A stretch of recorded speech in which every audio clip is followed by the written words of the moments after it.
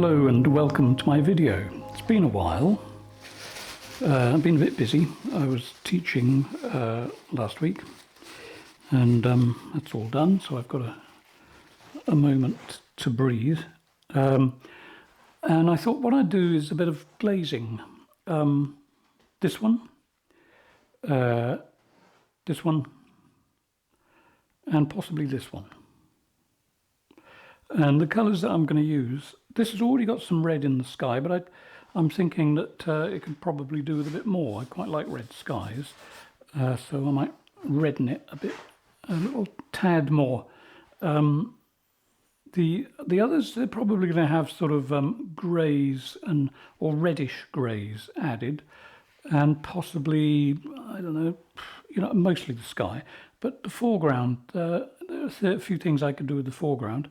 Because at the moment, for instance, these trees here look as though they're really dark next to the land, and I don't think that's coming across quite well enough. And a few marks on there need to come off. So let's just get going. So I'm going to use Japanese red. Now, someone will ask me, where do I get Japanese red? Well, I've got tons of it, but it's Le Franken Bourgeois, the brand, and you'll just have to look on the internet, because I know I can get it in France, and if you're in France I can tell you where to go and get it, but else you'll just have to do an internet search, I guess. And the Le Franken Bourgeois bit is spelt or spelled, spellicated like that, and that will focus. Le Franken Bourgeois, and when you search, put an and sign between the Le Franken and the Bourgeois, otherwise known as a ampersand. I'm sure you know that. Right, so piece of paper. There's no real mystery to glazing. It's oil and pigment. So you don't want to dilute it too much, because it can take forever to dry. Don't be afraid of it.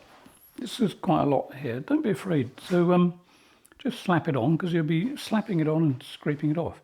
So where do I want the redness in the sky? Where do I want most of the redness? Well, I think for a change, I'm going to sort of put it here. I might even put a touch of yellow in the sky over there. But for now, here, this is where the redness is going to go. And you have to bear in mind that the amount of redness that you put on at the beginning does not reflect how it will end up. I can put a little bit of red on the land as well there, because why not? It might have had that effect, the lighting, possibly, who knows, what with the weather nowadays, it could do anything you want, quite frank. I'm getting some strange words coming out of my mouth today. The way the weather is going now, continually changing and being quite extreme, I think you could probably put any colour you like on the sky and it would work. Well, I don't know. You don't want to end up too psychedelic. There we are, there's a bit of red. Just slap it on. You may be interested in the size of this. It's 10 1/4 inches deep and 31.5 inches wide. It's just an offcut. The wood is a kumi, which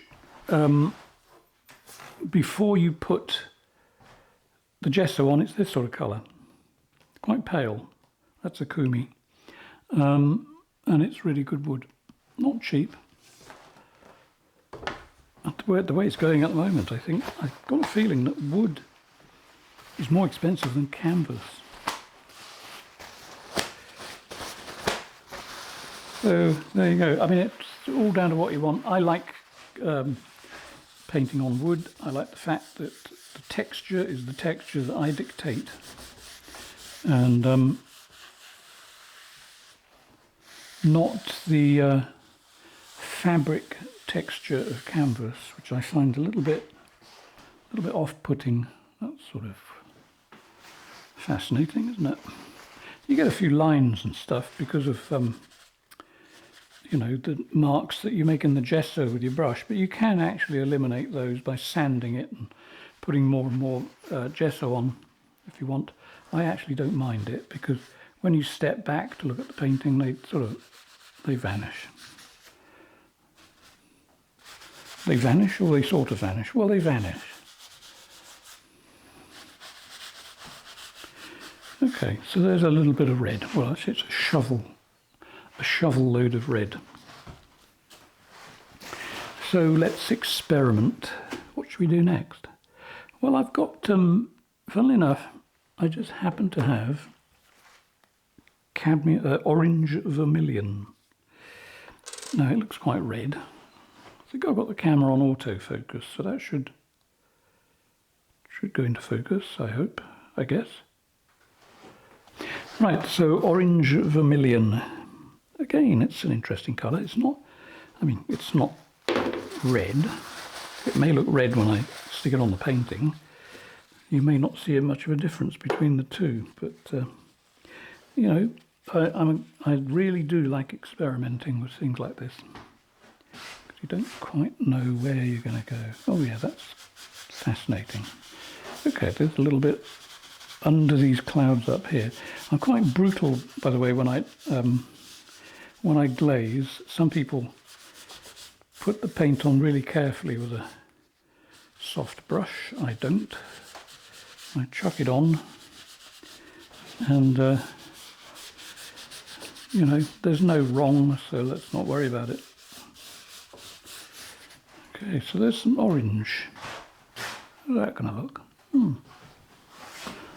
Like I said, I don't want to go too psychedelic, because well, it's just a bit of a turn-off for some people, and we don't want to do that, do we?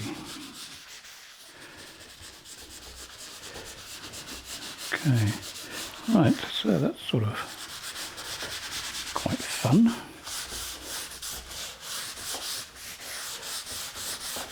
I might chuck some yellow on it, as I said, just to see what happens. All I've got to do is figure out where I put the yellow. So the yellow I'm using is primary yellow. And I don't know why I showed the tubes. It doesn't mean much really, it's just a tube.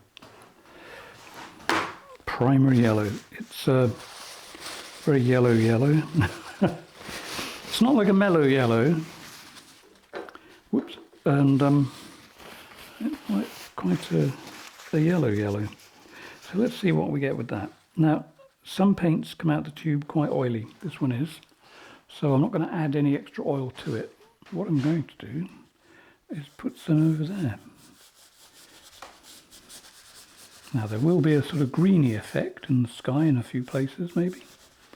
But like I said, I'm in the mood for not worrying. You get to a point in life where what is the point of worrying? You know, it's not actually going to get you anywhere. It's just going to make you slightly ill, or in some cases quite ill.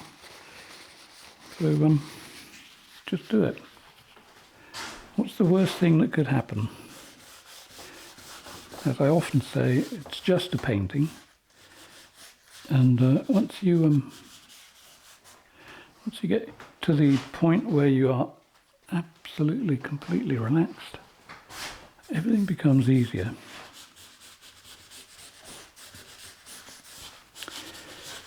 So I was teaching last week, 5 days. When I teach, I do 4 hours a day, which is plenty. You don't really want to go too much over that. It's quite tiring. In fact, my student said that it was exhausting because, you know, people have this idea that painters sort of stand here with their arm out like that, tickling a painting gently. You know, it's not quite like that. It is for some people, I think, but it can get quite physical depending on your style of painting. I mean, mine tends to be quite fast. I prefer to paint quickly. Always have done. I think it's graphic designer training. Everything was wanted quickly. So you worked quickly, and it sort of reflects in my painting. A little bit down on the landscape there with the yellow. I think that that's going to work quite nicely. The beauty, of course, of this is that if I decide I don't like this, I can just take it all off. I do actually, I was going about not using turpentine. I do actually have turpentine. I just don't mix it with paint. I will use it for cleaning the odd painting brush. Well, and the painting. Sometimes before, if a painting's been sitting around for a long time, I give it a wipe with turpentine to get any surface pollution off the painting, because you'll be surprised. After a few years, you will notice that the surface of the painting can become a little bit resistant to what you put on it. It'll just sort of repel stuff. It's greasy rather than oily. I don't know where that's coming from, but don't want it. There we go. There's some yellow bits. A few little twinkly highlights in there. Why not? Because that's what, as I always say, I mean, that's what happens, you know, when you get sunsets like this. You get the odd little bit of bright light catching a cloud so that it twinkles. And it is like that. I have seen skies this colour. If you're going to send me a message saying something wrong with your optics, there isn't. Skies do get like this. I have pictures of skies that are even more exaggerated than this. So there you go.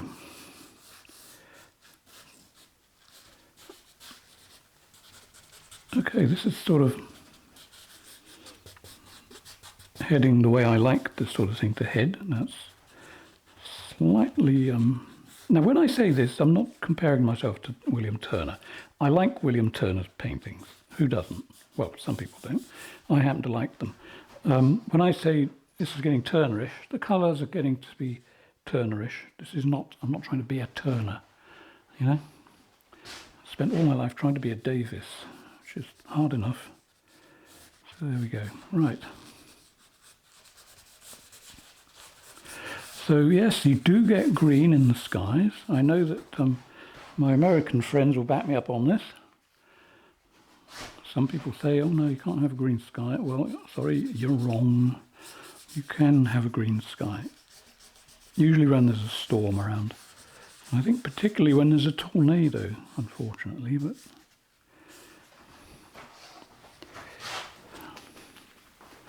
Okay. A few more little sparkly bits in there.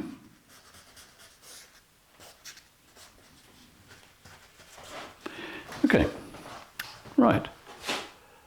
Definitely going the way I want. Now I could glaze a little bit. I don't know why it's called glazing. I don't know why they don't call it wiping on. You know, makes more sense. But there you go. Yeah, you could put a bit of white on and push that around, but don't know yet. I quite like the yellow.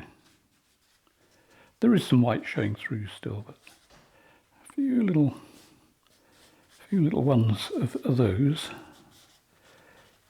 Let's have a few down by the horizon there. Good. So yeah, I was when I finished teaching, I was so exhausted that I was thinking to myself, maybe I'll stop. You know, time to hang up my brushes. I don't mean for everything. I mean, I'll carry on doing videos, but and teaching on Zoom. That's okay. But physically having someone here can be extremely exhausting. So I don't know. I'm sort of half inclined to stop. Not as young as I was, not as well as I was, so we'll see. Although, I mean, there are some people that are saying they'd like to come. I don't know. Persuade me.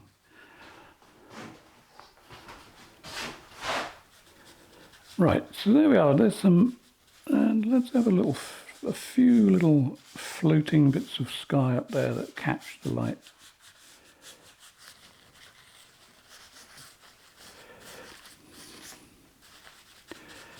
There we go.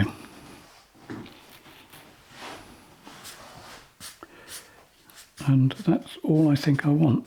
The next stage after this, when this is dry, I would do what's called oiling out, which is where you get stand oil. Stand oil is very thick linseed oil.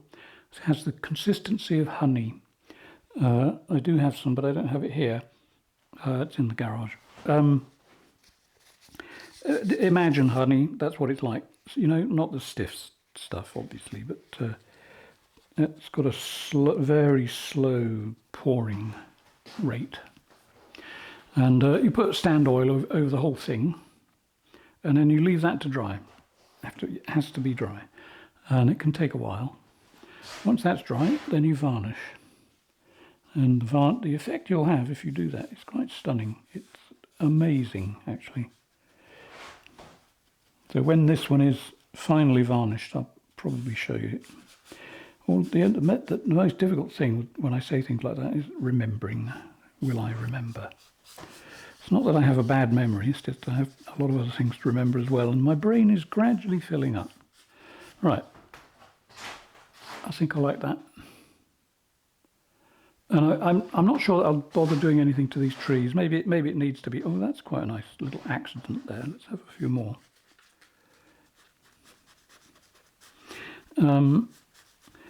Yeah, I think I'll leave that as it is. I quite like that. What I could do is turn it into a bit more of a feature. Let me see what happens if I put a little bit of light on the ground. Just this little tiny hint of yellow under that. It's barely visible. It's visible on the painting. It doesn't look as though it's coming out on the video, but never mind. Okay.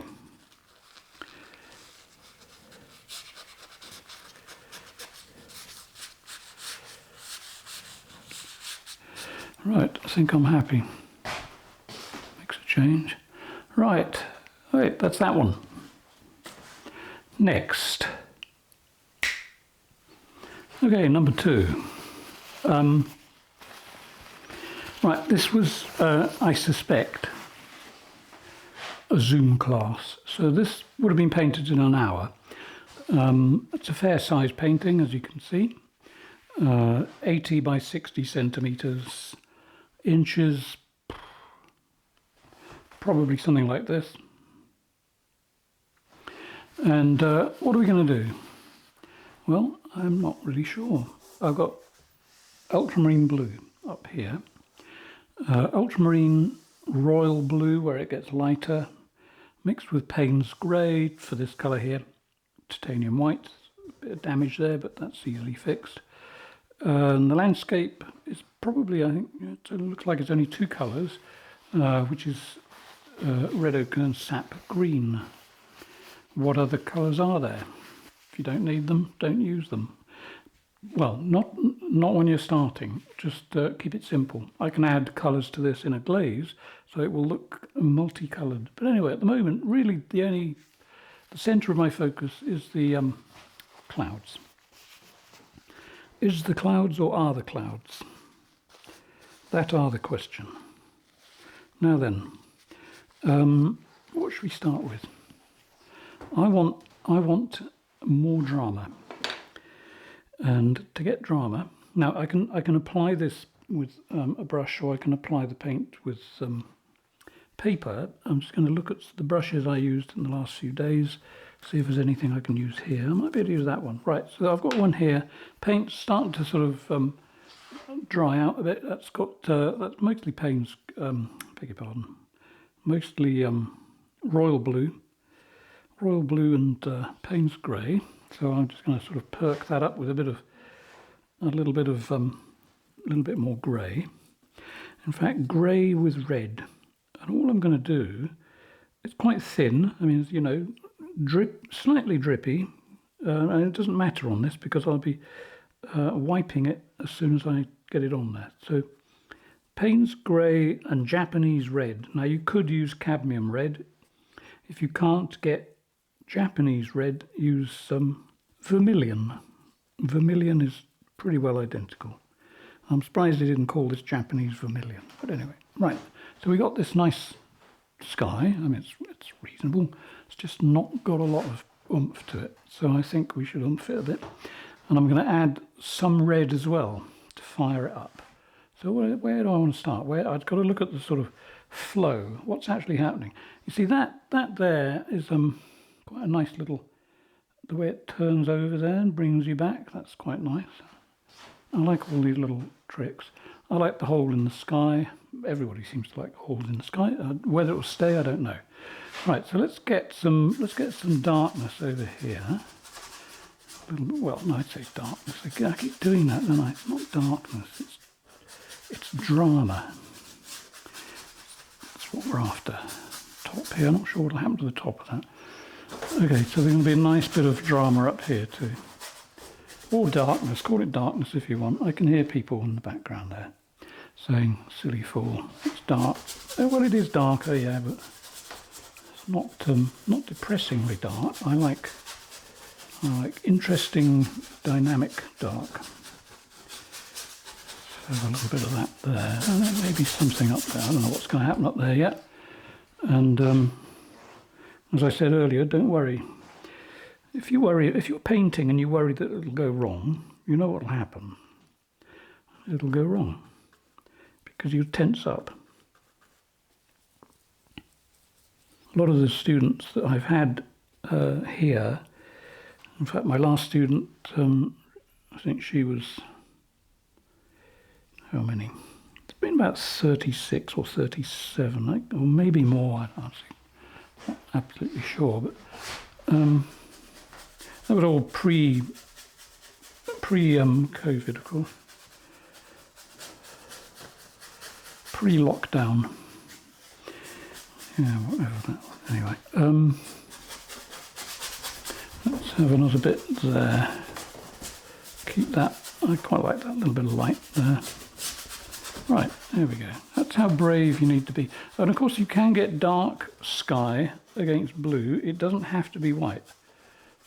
So I'm going to sort of explore that avenue. Okay, so there's some paint. Some paint actually on the picture. And then let's see what we can do with some paper. Just to sort of knock the edges off it a bit.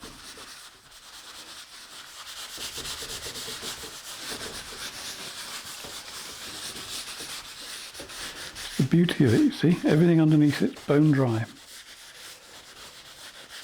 It's been around for about, I suppose, at least 6 months. They say, whoever they are, that you shouldn't do this until the painting is touch dry. I tend to go a bit further than that. Sometimes touch dry isn't quite enough. And if if it's not quite touch dry enough, if that makes sense, you could end up with the paint cracking, and you really don't want that. If you put it onto paint that is dry like this, this is arid. It's probably a good word for it. It won't crack. And of course it's very thin. You see, it's just literally. I'm adding a stain basically. And this works on portraiture too. If you paint a portrait of somebody and it comes out a little bit pale, a bit washed out, you can add glazes to it, gradually building it up to get a bit of pink in the skin, a bit of a glow.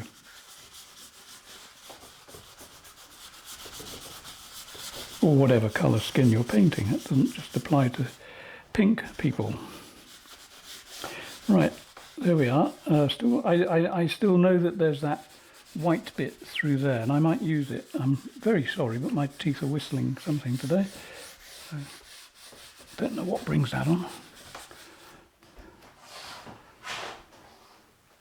Okay, right, it's looking a touch flat. I'm going to deflaticate that, I think. One thing you don't want is flatulation. Okay, let's see what we can do to bring it up a bit. That sounds a bit just there. I've got a feeling that bit of sky in there needs to be darker.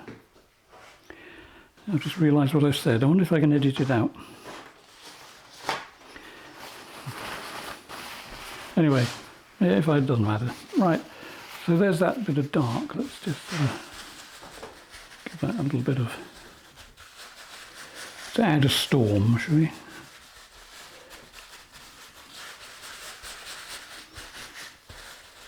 There we are. Oh yeah, that's getting to be exactly where I want it. Except it's not enough. Bring it right down there because there's going to be some red sky under that.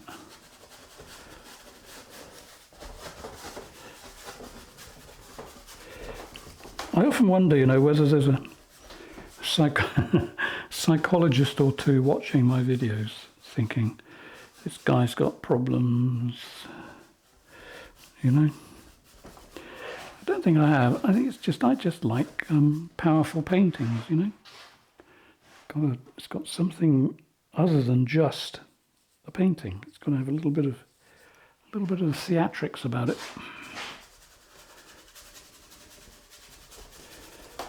Let's have a little bit of red through there and under there.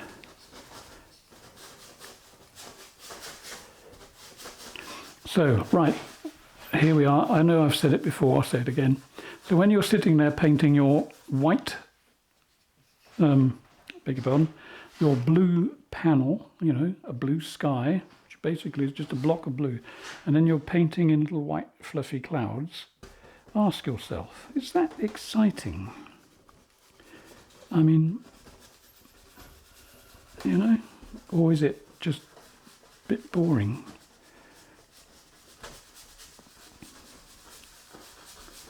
One thing I have to say, there are certain artists throughout history that really understood skies, and Turner was one of them.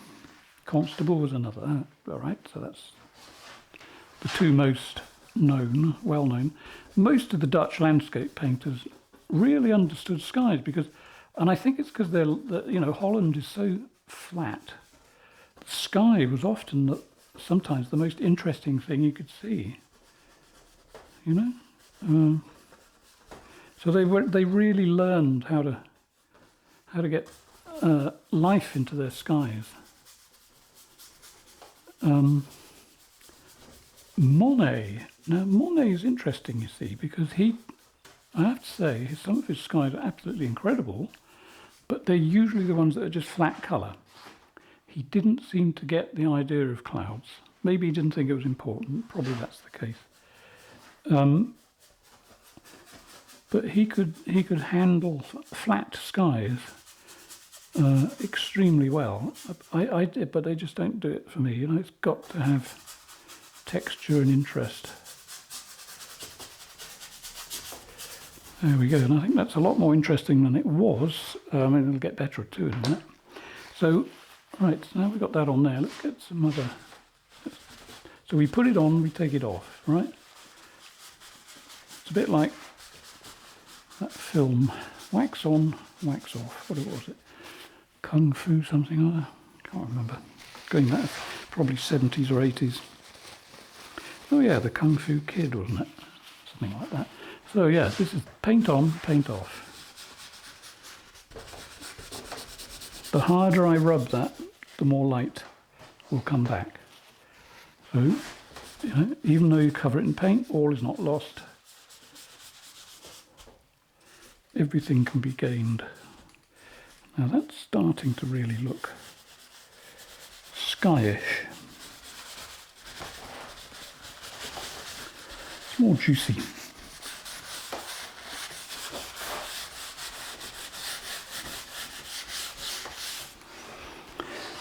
Okay, so we got all that light. Now I can leave that light, or I can make it red. Big decision. quite like the light, funnily enough. Maybe I should leave it. Leave a comment down below. In fact, the more comments that I get, the better it is, obviously, for the algorithm. It shows that people are vaguely interested. But yeah, let me know. Should I, for now, I'll leave this as it is. Okay. Have a vote. If you want more red, say so. And then I'll make another video and add the red. But with the light is actually, you know, I keep saying don't I? It's sort of, yeah, it attracts the attention down there. Up here, I want to make that look a little bit more fascinating.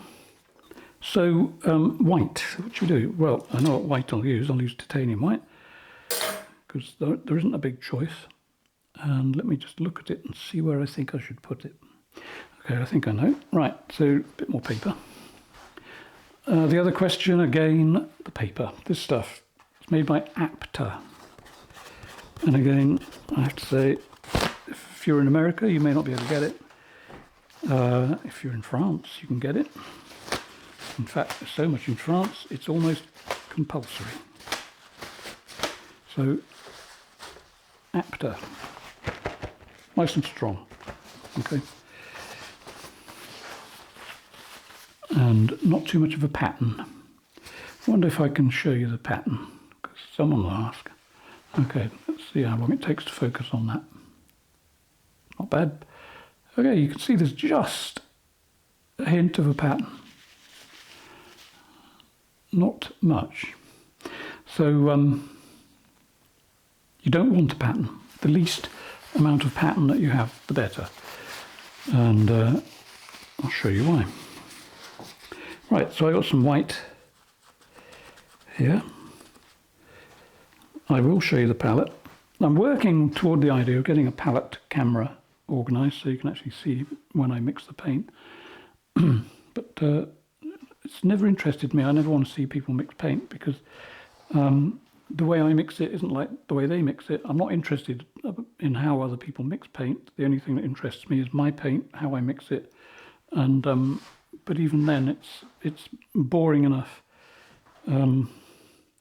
Well, in fact, I know it's boring because it sends my cat off to sleep almost immediately when she looks at it. So let's have a little bit of an edge to this hole in the sky.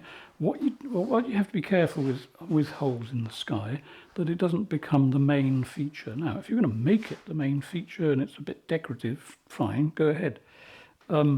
But it's just a little something over here on the left, so I'm just going to sort of put a little bit of an edge to that. And the light is coming up from there, bouncing around. Don't get bogged down with the idea that you're going to know exactly where the sun is in a painting. With clouds, it doesn't matter to a great extent because light bounces all over the place. And so one less thing to worry about. It will still look okay. Don't panic. So there's a bit of light hitting that, and as I said, sort of originating down there. So let's see what we can do here. I've got this piece of paper. Let me find a clean bit. Once it's got, you know, a grey on it, fold it over so that you're always putting white on clean paper. For now it's okay, you know, but when you get carried away and you're really into it and you forget that your arm's in the way of the paint of the camera, then everything changes. Right, so yeah, you won't care whether there's paint on it or not. Let's get a little bit of light underneath the clouds here, hitting the clouds.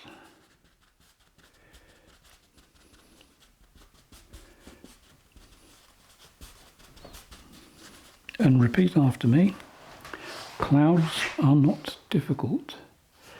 They are only difficult if you paint in a difficult way, trying to control your hand to paint a giant sky frozen in time. Every bump and bobble on it is frozen. So that's what you'll end up with, a frozen stiff picture. Again, this is my own personal opinion. There will be painters out there who just not agree at all, but that's okay. I don't mind. So this is. I like to get movement in the sky, and the way I get it is the way, I don't know. It's the way. Maybe it's the way I move my hand around, quick, as if the wind catches it, and it seems to translate into the picture quite well. There we are. There's some nice light bits down there. Okay, more questions and answers. Right, I keep getting approached by people, usually on Facebook. You can usually spot them a mile off. The profile picture, I don't know how to put it. Okay, a little lesson in how not to get scammed.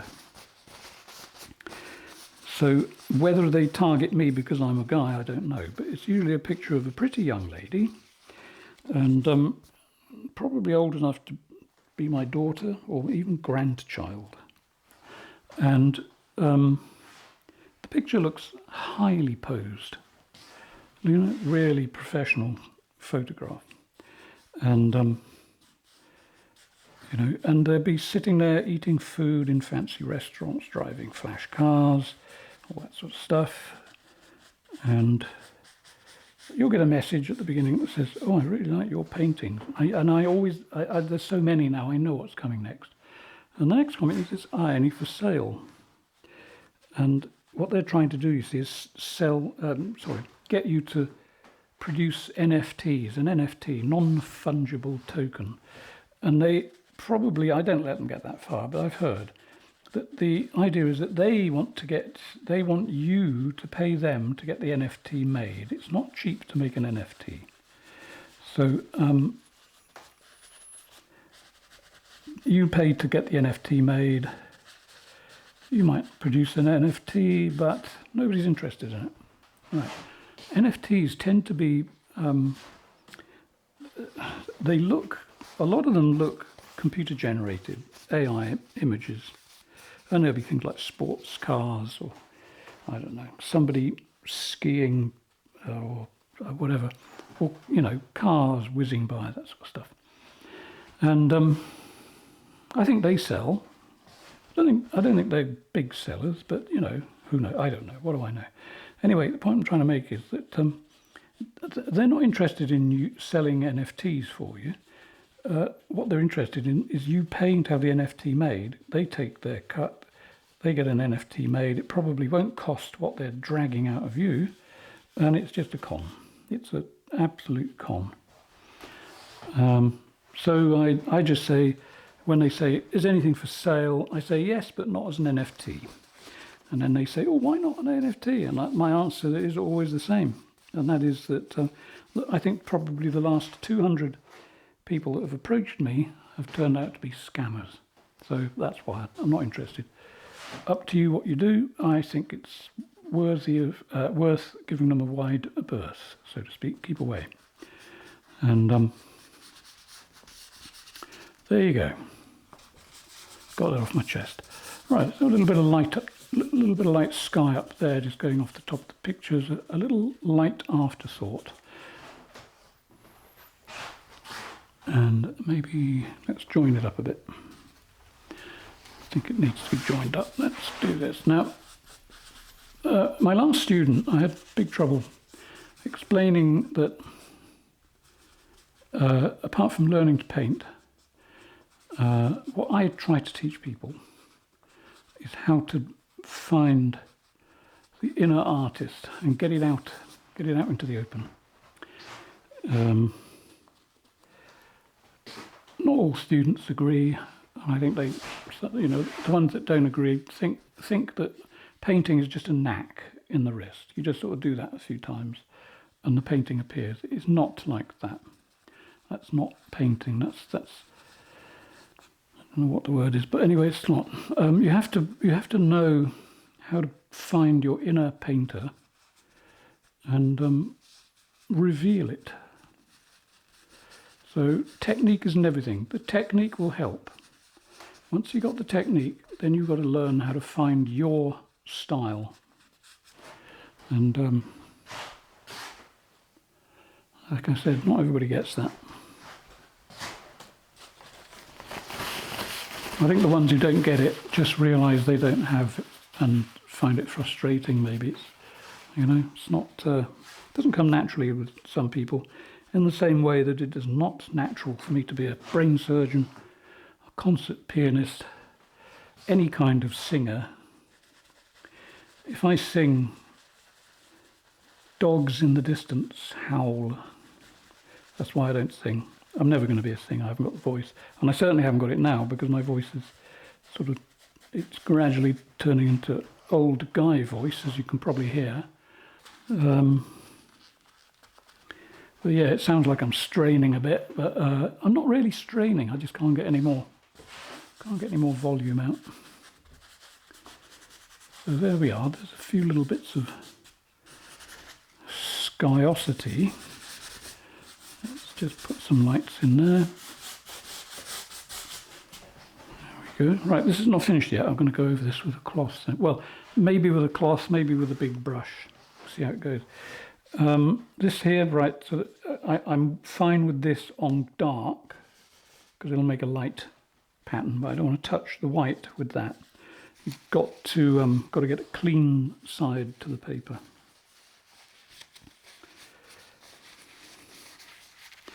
So this one will be done in, well, it won't be long, it'll be done in a few minutes. Then I'll go on to the other one. The other one that I showed you is a very tall painting, this one. I'm going to examine it when I've done this a little bit closer, because I want to make sure it's absolutely dry. If it isn't dry enough, I'll hold off and just have, you know, the first one and this one. But let's see. Okay, so there's some nice whites along there. There's also a hair there, which I don't want. Get off. Gotcha. Okay. Right.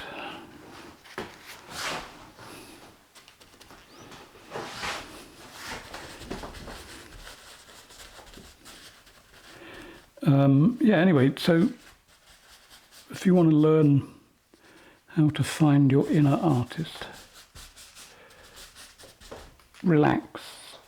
Let the paint and the picture actually talk to you. And if you listen, you'll hear it. Right, so I went out yesterday to the brush shop. But where did I put the brushes? And here is one of them. Never been used, never been abused. Okay, just get these hairs out. I know it's boring, but this really, there we are. This gets the hairs out that you don't want. Keep doing it till they stop flying out. It will save you a lot of time in the future when you come to varnish the painting. You don't want to find any bristles underneath. Right, here we go. Right, so this is just, and because there's basically zero oil added to this, I'm just going to sort of soften like so.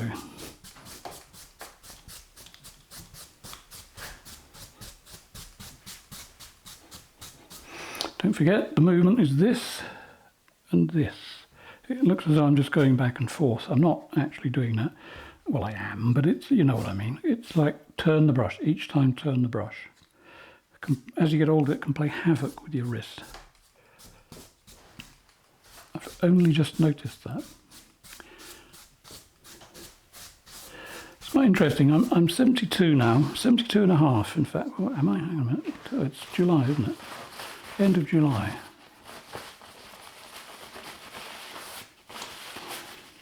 Yeah, I'm 7 months away.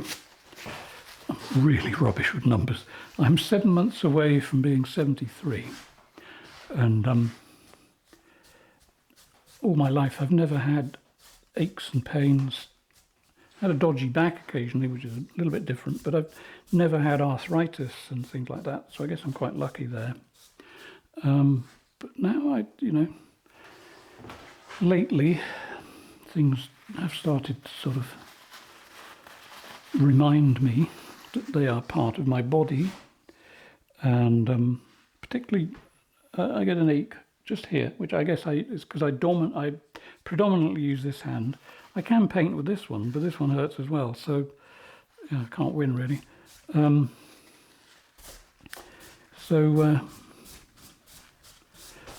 Yeah, and I walk with a slight limp because my right leg hurts. That's looking all right, actually. Not my right leg, the painting. That's actually turned into a much more alluring sky. If I want to add more white there, which I think I'll do, you can use your hand. So a little bit of paint on your finger and just sort of put it on the horizon. Now, I've got some really thin, well, trees, but it's just an impression of trees. I don't want to touch that too much. I can, and then I can wipe back with a bit of paper. Well, I'll show you, actually, I can. So I can take this white into there. So those little trees there are now sort of obscured. I can put some more white along that horizon over there, so we get a little bit of a glow, and then it comes out and reveals itself over here.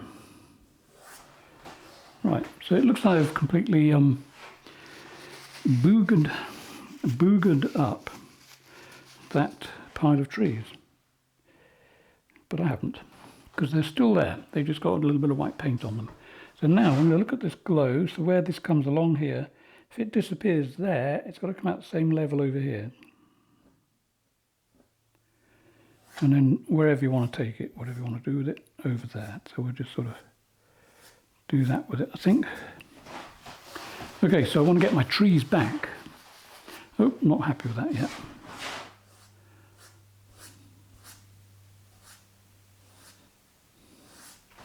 Okay. Right.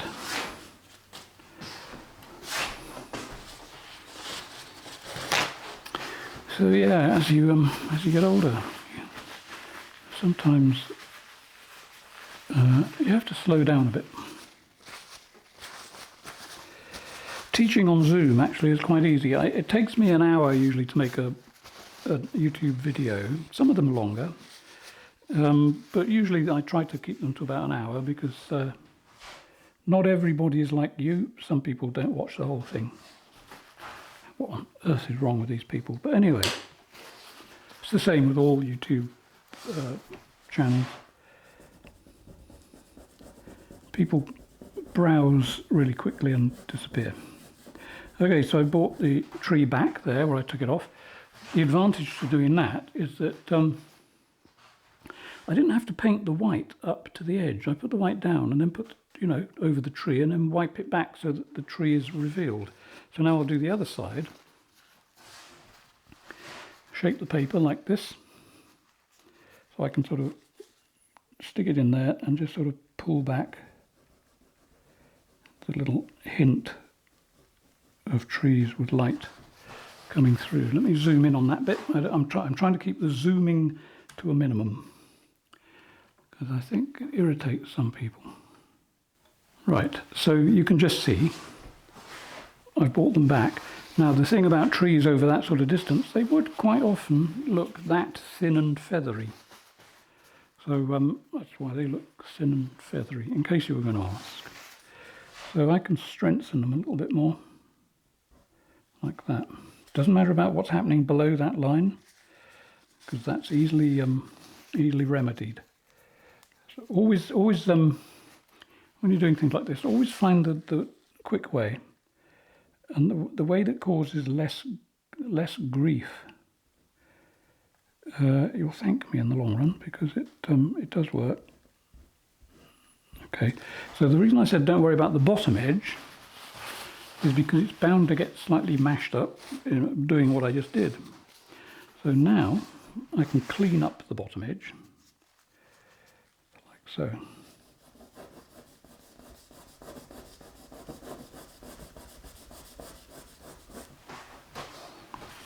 And there we are. They are back. Okay, well, we're happy. Let's have a look along the bottom edge of the picture. That's got a nice sort of glow to it. Good feeling of distance. I don't think I'll do much with that. As I said, though, yeah, if you think that should have red in it, I can add red, but it'll be a different video. Let's work our way across. The light goes behind the trees, behind the hill, and then reappears. And over on the left, I won't do anything more because that all works quite well. And as you can see now, instead of it being quite a flat sort of sky, we've got a bit of something going on. I think I'm happy with that.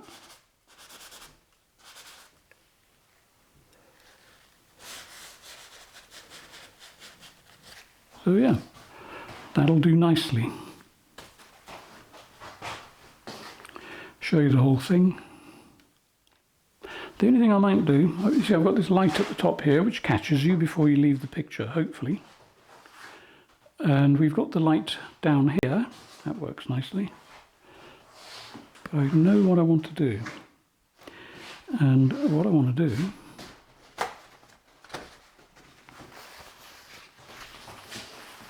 is just get a little bit of a catch light. Right, so we got this, we got that. I think it just needs something in and around here that has a little brightness to it. In fact, I'm going to use my hand.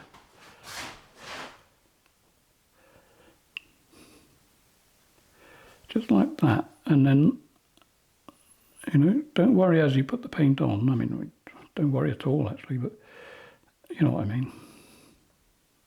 I think you know what I mean. If you know what I mean, tell me. Again, plenty of comments. More comments the better.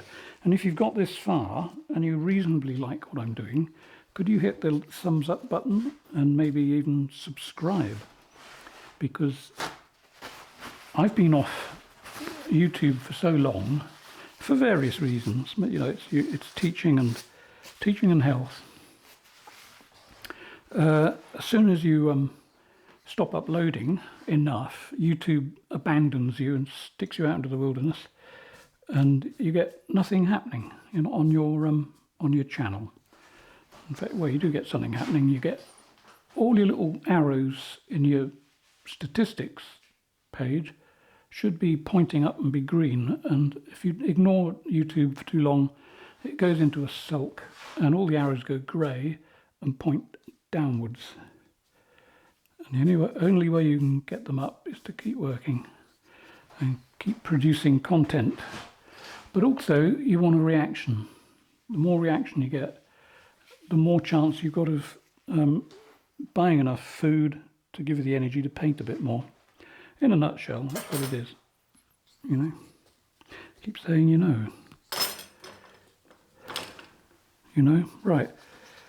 Okay, what am I looking for? I'm looking for a white brush. Oh, it's still got a bit of light in it.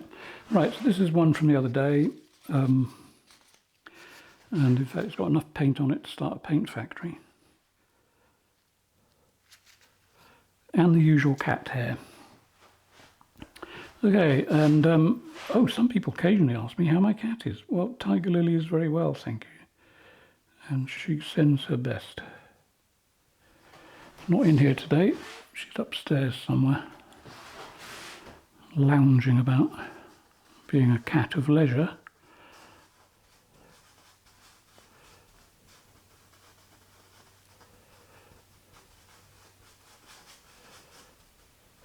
In fact, she's a very accomplished cat of leisure. The only thing I have to watch is behind me is my computer. And I've got one of these big screens. I can't cope with just using a laptop screen. I have a big screen. And the pussykins keeps walking back and forth behind the screen, and she's managed to do something to power cable, so that you only got to think about touching it, and it goes off. I just want to add these bits here.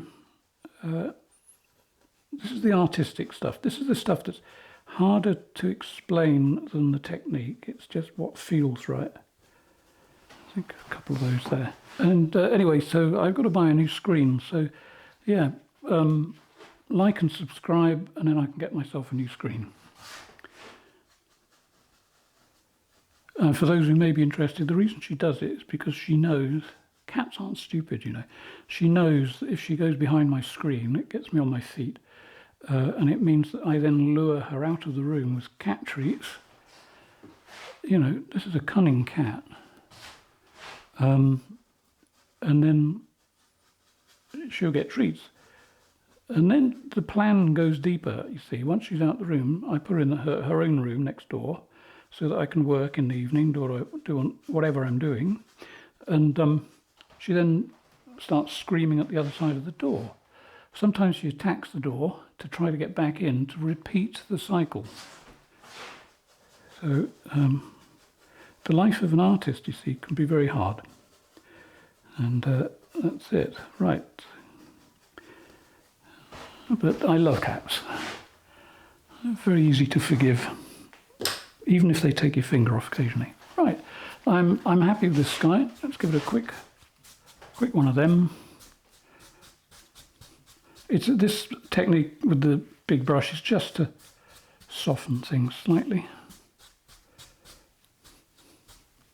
Give you an idea of the brushes. This one costs about, what did it cost? Do you know? I can't even remember. This size is probably about €3. Yesterday I went in and got a clutch of this size, and these are less than these are about €1.45. Almost free. Okay. Right, I'm happy with that. So on to the next one.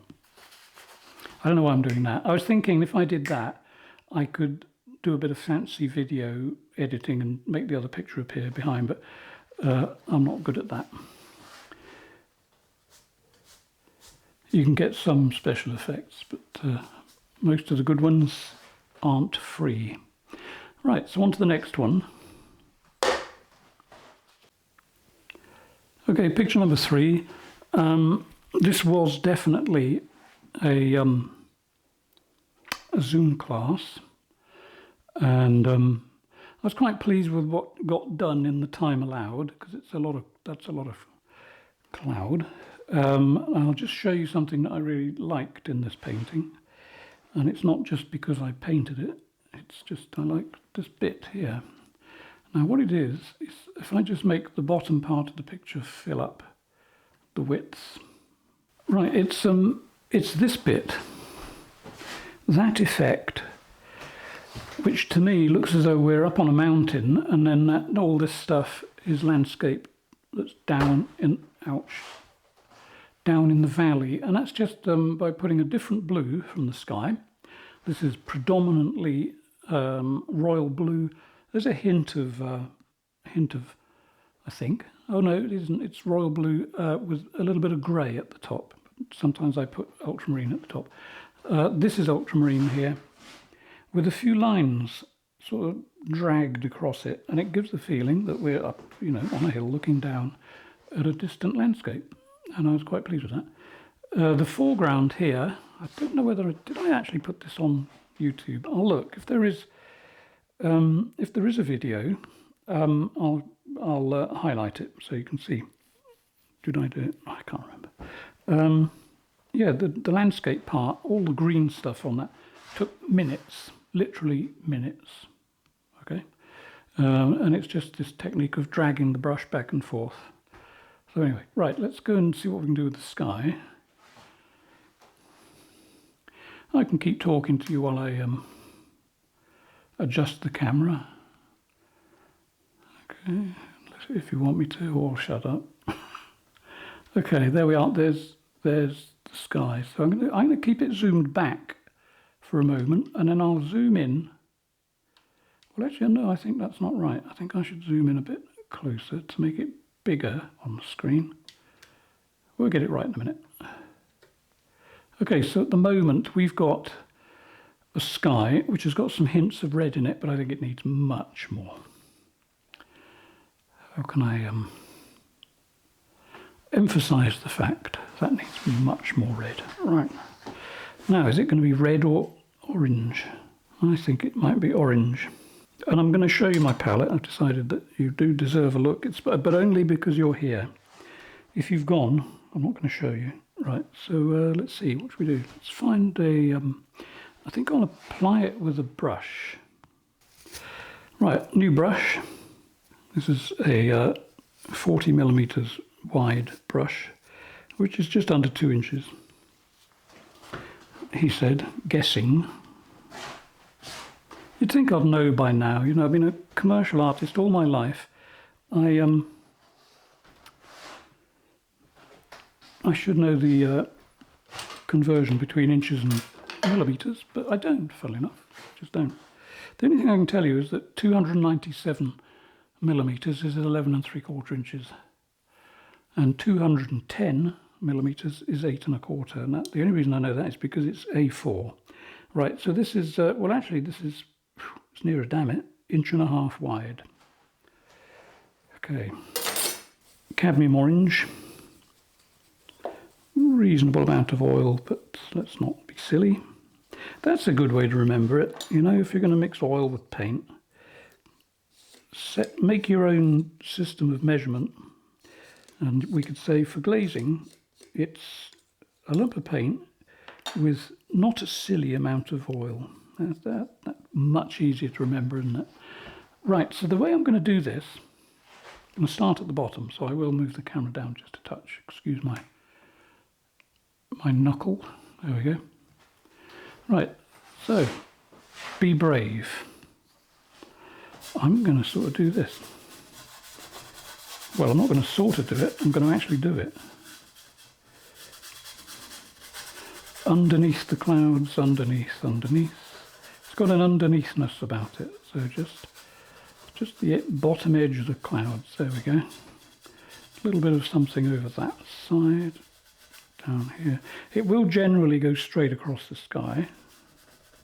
It could lift up a little bit, but the thing to remember is that it won't lift to avoid a hill. It'll go behind the hills. There we are. Right, so a bit of oil, a little bit more oil, still within the let's not be silly zone, just the right amount. And then I think we should bring that up there. And I'm going to figure out what to do with it as it approaches the planet down here. And I think it'll fade out. There we go. Hitting the hill. It's actually slightly above the hill. That's okay. We'll get away with that. There we go. A bit more there, a bit more there. And there we go. Let's have a little bit here touching these clouds, because I know that this, well, it's a red or it's an orangey red. Sorry, it's a reddish orange.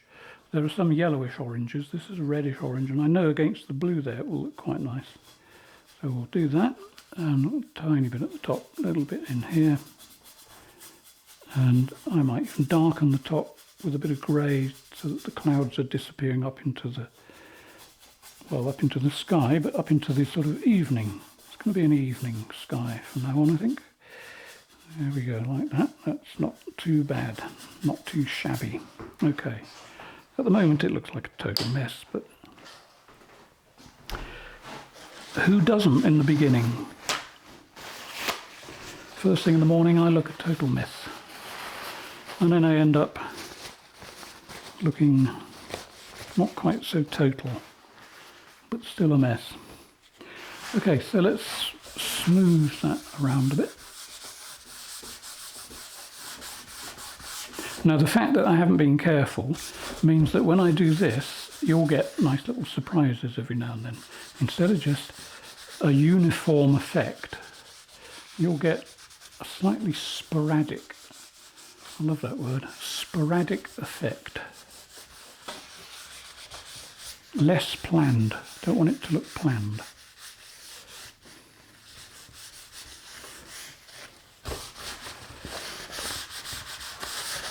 And in fact, that's something I've tried to stick to all my life. And people may look at my life and say, oh yeah, you had that all planned, you had that job lined up, and went and did this one, did that one. No, it wasn't anything like that. It just happened. Life just happens. And we're all learning as we go. I'm still learning. Okay, right, I'm going to have to do something about this because I am starting to avoid the hill. So I'll get round that just by bringing that down to the hill. Mixing it with the hill, because that will make that slightly darker. Orange or red added to green will make it a little bit darker. And then I can bring the sky down there just to sort of, so that, you know, so that the clouds aren't avoiding the mountain. And also I'm going to just sort of add a bit of, hardly anything coming off the brush here. You see, I've got that nicely balanced.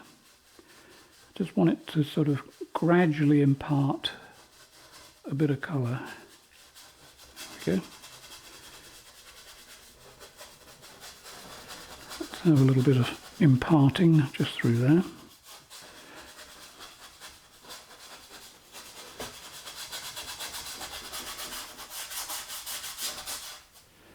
Okay, I want the light blue at the bottom because that's sort of nice and gives it a nice fresh look down there. It's also an eye magnet, it pulls the eye down to that. Okay, a little bit more on this greenery.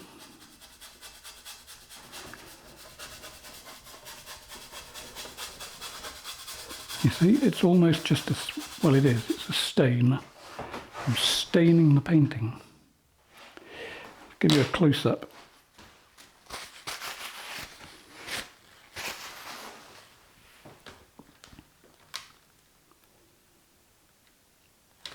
Okay, so down there you see, we've still got that light hitting the land. We've got a slightly warmer effect on that hill. Could actually, if you wanted, supposing you didn't want the hill to warm up, supposing you wanted it to keep, you know, warm colour up, it'll come to you. If you cool it down, it will go away. So I can carefully take the red off the hill, like so. That'll just move it back a bit. I think I prefer that. In the sky, while we're in that area, we can just bring out a little bit more white just here, just by taking some of the glaze off, like so, just to get a little bit of, oh god, I've just seen it. We got something with a nose looking up that way. In fact, one of the ideas, who came up with this idea? I think it was William. Could have been William, one of my regular, well, I've got a bunch of regulars who come to my Zoom classes. I think William might have only missed 2 in the last 3.5 years, maybe, or is it 4 years? I don't know. So William, know that you are appreciated, but we were having a discussion about how faces appear in skies, and I think he said, why don't I do a class on how to draw goblins and gnomes, because they actually, if you paint a sky, see, they just appear, they just keep popping up, and it's because of pareidolia, you know, the way our brain sees shapes in skies and trees and whatever. Quite an interesting phenomena. In fact, I'll freely admit this, but I cash in on pareidolia. Let me move that up a bit so you can see what's going on. What I do when I'm painting anything, if I'm, for instance, let me show you down the bottom. When I painted that bit there, I put the blue down and then I went over it with a piece of paper like this, just that. I just went back and forth until it looked like something. So I'm sort of creating my own pareidolia. And I do that in a lot of things. It's like, what else can I show you? Right, so on the ground, there's some dark shapes and light shapes there. Now, I didn't consciously paint anything. What I did, again, I pushed the paint around till it looked like something, and then I stopped. Same with the trees in the middle, and the same with all that stuff in the foreground. All this stuff here looks like something, and if it's convincing, then I stop. That's when I've reached my pareidolia limit. I don't do it as much with skies, because skies, I don't know, I just find skies ridiculously easy. Not because of talent, but the fact that I don't try to paint skies. I paint something that you, the viewer, will look at and think, oh, that's a nice sky. Well, it must look like a sky. It's a sky, so it's got to be a good sky because it looks like a good sky. No, that doesn't make any sense at all. I stop when it's convincing and hope the viewer will find it convincing, something like that. Also, I'd like you to know that I do these videos without any script. I just let my mouth run, see what comes out. Occasionally I have to edit out things, but generally I keep it decent. Right, so there we are, that's painting number 2, and I think that may actually be it. Let's just go back and look at the whole caboodle. Yeah, it's okay. Oh, yeah, oh, I know what I was going to do. Okay, right, so it's not there yet, a little bit more. And what I want to do, or do I? My plan was to darken the top. Because it's such a tall painting, actually a very, very tall painting, something like this can actually be quite tricky because it's all got to be interesting. There has to be an interesting little landscape at the bottom, but also your clouds, they have to still be interesting. So I'm just going to show you a little something here. Let's get a bit of oil. It might work. It may look really brutal. In fact, it will look brutal. Nice bit of cloud I'm demolishing up there. Now, you may think, you know, as usual, I've lost it. But there is a reason. And the reason is that I want to pull you down into the light. Even if you're struggling, I will get you down there to look at it somehow. Let's get a few shadows just down through there to make it look slightly more feasible. Just one or two, continuing the theme of a bit of a lean. It's a lean theme. Okay, right, there we are. There's a little. That's Payne's grey and whatever was on the brush. Payne's grey, royal blue, and stuff. Okay, so piece of paper. If you get the paper, you know, get a smooth bit like so, right?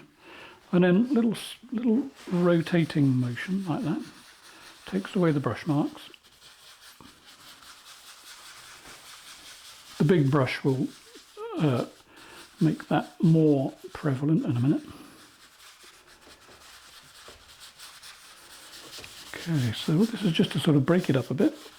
Push it around. There's a few hairs in there that I don't want. But I can get them out. You may not even see them. Right, all I've done is just darken the top a bit. And next thing I'm going to do is get the smoothing brush wherever I put it. I think it could be that one. Nope. It's that one. Okay, when you're using smoothing brushes, even though they don't look as though they've got much on them, there is a little bit on the tip. Give it a wipe.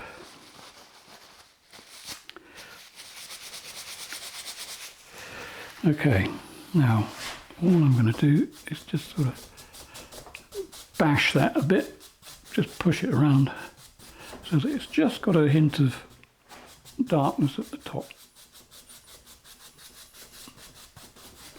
And in fact the hairs, which you can't see,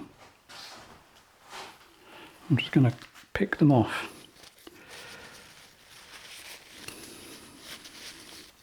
If you get to the point where you finish a painting and you're varnishing it, and you put the varnish on and you find a hair under the varnish, it can be a nightmare. Whereas if you get it off at this stage, it's just a small nightmare.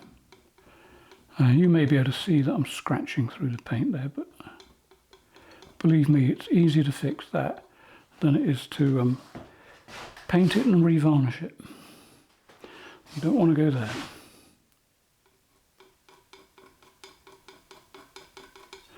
Little one there. There we go. Now if I do this, they will all disappear, and trust me, they've gone. Except for that bit. Still something not right there.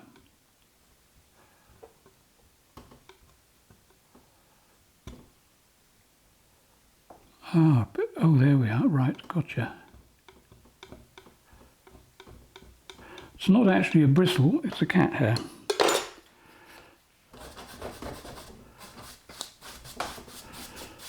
I will have questions for her later. Right, there we go.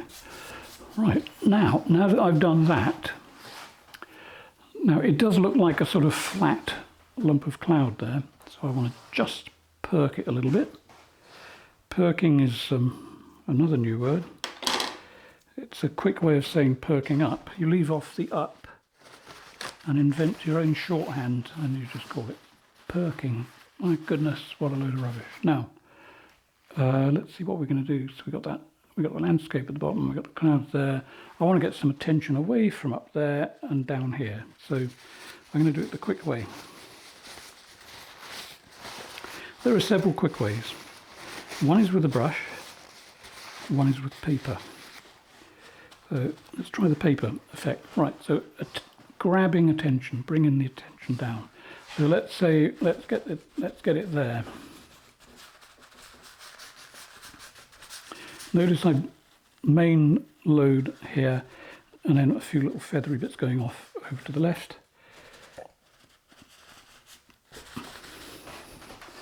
Like so, just a little attention grabber.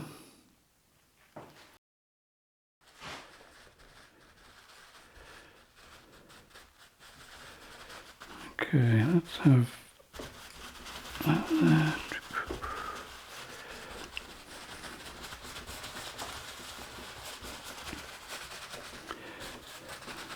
There we are, starting to look a little bit more, a little more formed, a little less flat in the middle. Have a bit there too, a bit there.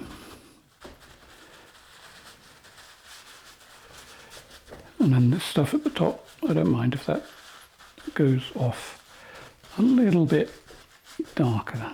There we go. See what that does. Let's hit that with a smoothing brush. Okay.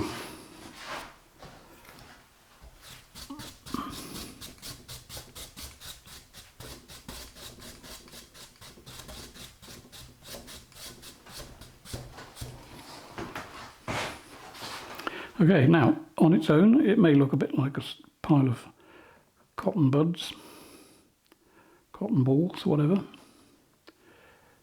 But when you see the bottom, I think it makes a little bit more sense. I'm still not totally happy with the sky. I think I'm happy enough for now. Now, of an hour's, I don't know how long I've been going, probably an hour, feels like an hour. That takes 3 to 4 hours to edit, because I've got to take out bits where I try to take out bits where I walk across in front of the painting, so you don't see those. Hopefully you don't. You may see one or two. What else do I take out? Sometimes the floor creaks a bit. Sometimes my wife will walk into the room and I have to stop and then carry on where I left off. Although that doesn't happen much, because she is upstairs doing her own videos. She does meditation videos and such, and yoga. So if you want to go and look at those, there's a link in the info box below. Yeah, so if I'm painting, normally she won't come in until she's sure that I've finished.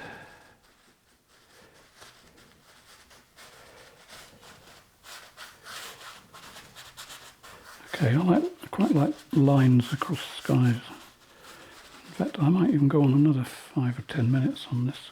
I'm sort of starting to get in the zone. You know, there's a zone that you approach when you paint, and once you get in the zone, everything improves.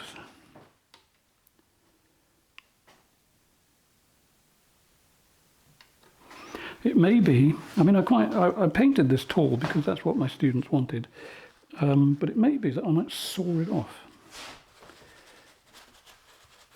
I don't know. I think it's good to show people how you can do it, but whether I want to keep it this tall is another thing. Maybe I do, maybe I don't. Maybe I can sort of do something here so that it's got a bit of a swing in the sky. It starts to sort of build up from that point. That could be interesting. I think that might be the way to go. A little bit up there, a little bit up here. It sort of goes up here. A few blobs. Because that's all they are, you know. Painting is just the study of blobology, blobs of paint, blobs and streaks, all put in the right place, or what seems to be the right place. I quite like, yeah, I think I'll do that. All right, so I'm going to leave it like that, but just smooth it a bit. So while I'm doing that, if you want to come to a Zoom class, links will be below. Look at my Facebook page every now and then, and you'll see me advertise when there's a new Zoom class coming up. In fact, the next one is August 17, and then later in the month, August 31st. And occasionally I do a 2-day special, which is Saturday and Sunday. If you click on the zinc, that's what happens when you try and say Zoom and link at the same time. If you click on the link, which is a Zoom link, on the adverts that I put up, it will tell you the price in your currency and also the time in your time zone. So in case you have a problem with time zones, it starts at 6 p.m. French time, which is Greenwich Mean Time +1. And that makes sense to some people, but not others. But if you click on the link, it should explain it all for you. And if you become a patron and you pay €30 a month, then you get 2 free classes. So you get 2 for the price of 1. And that's every month. It's usually 2 lessons a month. Very rarely do I only do 1. I cut it down recently because I was teaching this person last week and I couldn't do both. Right, I think I prefer the sky like that now. It just came together just at the right time. So thank you very much for watching, and see you on the next one. Take care and bye for now.